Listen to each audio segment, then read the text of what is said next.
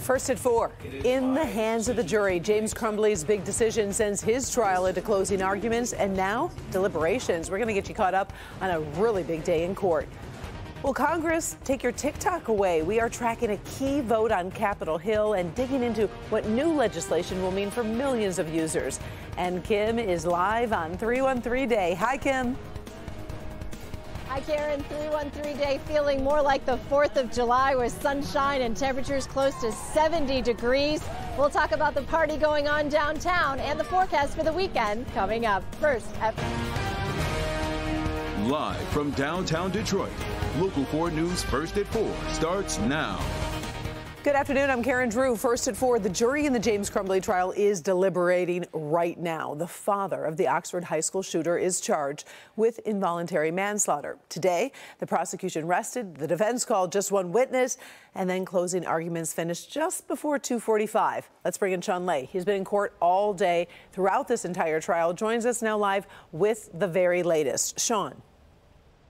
Karen, let's get everyone up to date. We just got out of court here. The jury was just instructed. Likely right now they are selecting a 4-person for that jury. And as you say, deliberations straight away right now. James Crumbley told the court early this morning, told his lawyer, no, it's his choice not to testify in his trial. So let me take you inside the courtroom because these closing arguments, as I say, they just wrapped up and they were absolutely intense, as you might, of course, suspect on both sides. Strong prosecution, extremely aggressive defense. Karen McDonald, Oakland County prosecutor, saying James Crumbley failed Hannah St. Juliana, Justin Schilling, Madison Baldwin, Tate Meir by simply not exercising his legal duty as a parent to show ordinary care that he was the one person who had many chances to step in and prevent the shooting, but McDonald says he did not. You'll hear from McDonald, then Crumbley's attorney Marielle Lehman presenting some of her defense to the jury. Take a listen. And as Sean, I don't say their names to evoke sympathy.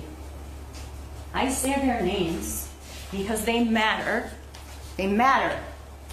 And that is why we are here.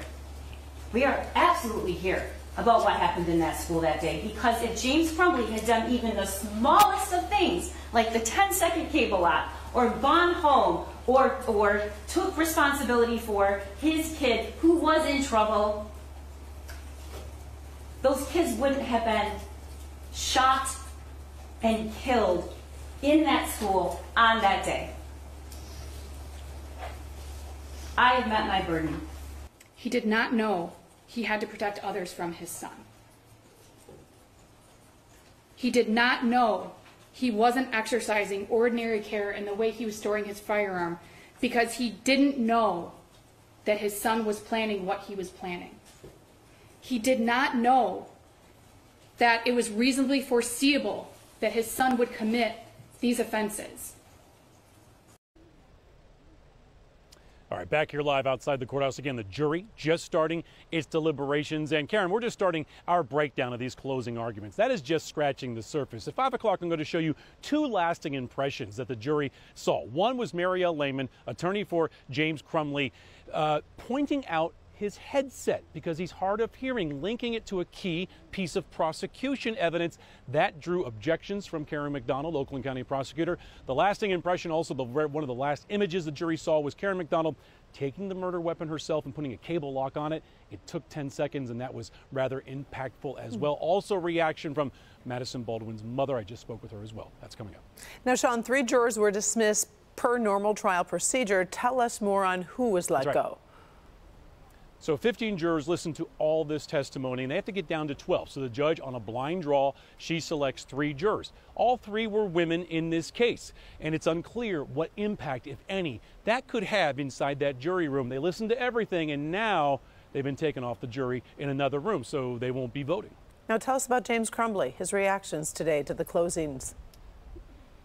Yeah, sat right behind him and watched him closely, and is as animated as I've seen him. He's been emotional, but not animated. Karen, he was shaking his head a lot when Karen McDonald was making her points, making points about what was going on inside his home or how he reacted to certain things at Oxford High School the day of the shooting. He was shaking his head a lot. It was pretty demonstrative. More on that also coming up. All right, keep us posted. We appreciate it. Thank you, Sean. Our other top story this afternoon, Sterling Heights police are doing an internal investigation after the chase and arrest of a man suspected of domestic violence. The department shared body cam video after we requested it. The video shows the scene as police finally caught up with the suspect after a chase that reached 90 miles an hour, went on for about 13 miles. Police say they used physical force, tasers, and a canine. 2 officers have been placed on paid administrative leave, which is protocol. The chief spoke to us today and said this is about the conduct he sees in the video. We want to be as transparent as possible during this entire process, not only what the actions of the suspect, but the actions of our officers. Everyone has to be accountable, everybody. And that accountability starts with this independent investigation. The Macomb County Sheriff's Office is doing the independent review. The suspect faces several charges, and test results show his blood alcohol level was twice the legal limit. He's free on bond today. Well, it looks like concerns about TikTok have done something few issues can do these days. They've actually brought Republicans and Democrats together. Today, the House of Representatives has overwhelmingly passed a bill that could ban the social media app by a vote of 352 to 65. Critics warn there are free speech issues and small business creators could be hurt. Supporters say TikTok is dangerous because its parent company is based in China. The bill tries to force ByteDance to sell the platform China calls it bullying. Even though the U.S. has not found evidence on how TikTok endangers its national security, it has never stopped going after TikTok. Such practice of resorting to acts of bullying, when one could not succeed in fair competition, disrupts the normal operation of the market. I don't support a ban on TikTok. The legislation did not ban TikTok. It's simply a divestiture of TikTok so that this social media platform can be owned by an American company. So right now, the bill heads to the U.S. Senate. President Biden has said if it passes, he will sign it. You might wonder now what the bill means in practical terms. Well, Paula Tutman has been working to get those answers. There was a time that you just turned on your television for news and information. You didn't have to sign up for anything. You just turned on the TV, and it was whatever the rabbit ears brought in. And clearly, that is not the case anymore, which now brings us to TikTok. And Congress's first move today to ban that platform, not because of the information or even disinformation being disseminated, but because of who owns that information and what they might do with it. Teresa loves TikTok. You learn a lot from TikTok. There's people in different states, different countries that teach you stuff on there. Madison feels the same way. I'm like addicted to it. The TikTok app is owned by a company called ByteDance, a Chinese internet tech company headquartered in Beijing. But in China, the government pretty much controls most everything. And that is what has sounded alarms to many in the U.S. government in terms of national security, says Democratic Congresswoman Alyssa Slotkin. TikTok has the geolocation data of millions of Americans. They have the facial recognition of millions of Americans. And they have demonstrated that they will use it when it serves their purposes. Today, she voted to ban TikTok unless it divests itself from the Chinese company that owns it. Cybersecurity expert Professor Doug Witten from Wayne State University explains. I think a lot of it has to do with privacy and how we freely give our information out. He says the biggest problem is the information we share to join the app. Most people have their passwords tied to their person, where they went to school, kids' names, birthdays, pets. Because of computer intelligence, AI, and algorithms, really smart people can figure out a lot of stuff based on the bits and pieces of the personal information we share in our profiles. In fact, Professor Witten conducted an experiment with his students by opening his own wife's social media page and just letting students mine information based on her profile and her posts. They ran the program from the data points. 30 minutes and 5 seconds later, her password was cracked. The concern is a clever government that is adversarial has even more tools to find out even more information. And so Professor Witten says he believes it's really up to consumers to protect the nation by simply not oversharing. Okay, so if this bill is passed and signed into law, ByteDance has 165 days to divest, sell to a non-Chinese country, or downloading the app becomes illegal. Still trying to unpack what happens if you already have the app on your phone. we still have time to do that because a lot still has to happen before this even gets to the president's desk. Karen. All right. Thank you, Paula. We are looking live at downtown Detroit right now. It is 313 day. The weather is cooperating for a little party we're throwing along the riverfront. Kim Adams is working on the forecast and enjoying the weather at Valade Park. How's it going down there, Kim?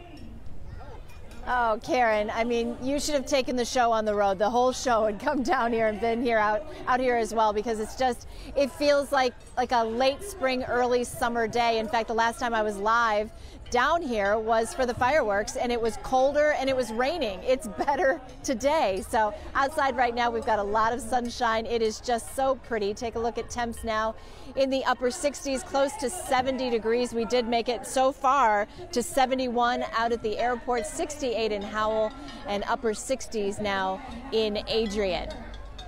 Not much in the way of clouds. That's why temperatures were able to climb up a bit higher today, because we've not seen the cloud coverage move in yet. You can see some rain out to our west, and we do expect rain to hold off tonight, so we'll make it through these celebrations absolutely dry. Your evening planner calls for those temps to drop down into the 60s, and then eventually tomorrow morning we'll get some rain in here, and we'll talk more about our chance for a few thunderstorms tomorrow before transitioning to colder weather for the weekend. We'll talk all about that, plus what's going on here behind me coming up. All right, sounds good. Thanks, Kim.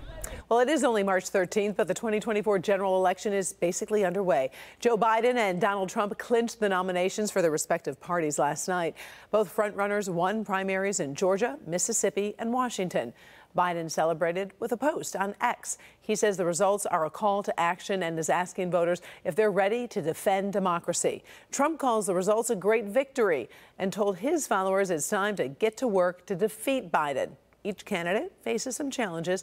Biden is being dogged by questions about his age, while the former president is facing charges in 4 criminal trials. Election day is November 5th.